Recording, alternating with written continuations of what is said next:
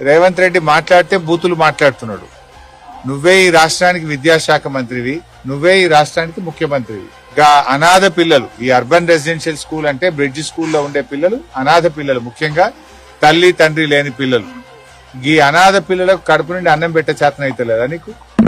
ఈ అనాథ పిల్లలకు కాస్మెటిక్ ఛార్జెస్ ఇవ్వడం చేతనైతలేదా? మాటలు పెద్ద పెద్దగా మాట్లాడతావు కదా. నేను చెట్టుకు కట్టేసి లాగులో తొండలు జొరగొట్టి అప్పుడు అర్థమవుతుంది నీకు.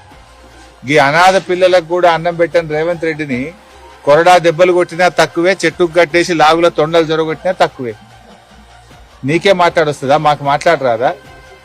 నిన్న కేసీఆర్ గారు వచ్చి మన రాష్ట్రానికి నీళ్లలో అన్యాయం జరుగుతుందని, కేసీఆర్ గారు వచ్చి మహిళలకు మహాలక్ష్మి కింద 2500 ఇస్తా అన్నావు, ఇంకా ఎందుకు ఇవ్వలేదని, బాండ్ పేపర్ మీద రాసిచ్చి అవ్వాతాతలకు డిసెంబర్లోనే 4000 పెన్షన్ ఇస్తా అన్నావు. 2 ఏళ్లు అయింది. ఆనాడు బీఆర్ఎస్ గెలిచిన మొదటి కేబినెట్ లోనే పింఛన్ 2000 చేస్తా అంటే బరాబర్ ఫస్ట్ కేబినెట్ లో మొదటి నెలలోనే 2000 ఇచ్చినాం. నువ్వు 2 ఏళ్లు అయింది, 4000 ఎప్పుడు ఇస్తావు అని కేసీఆర్ గారు అన్నారు. నువ్వు మాట్లాడిన బూతులేంది, నువ్వు మాట్లాడిన మాటలేంది?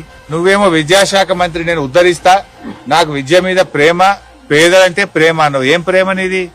4 నెలలకెళ్ళి మెస్ బిల్ ఇవ్వకపోవడం, 4 నెలల నుంచి కటింగ్ కో కొబ్బరి నూనెకో కాస్మెటిక్ ఛార్జెస్ ఇవ్వకపోవడం, ఇదేనా పిల్లల మీద నీకున్న ప్రేమ?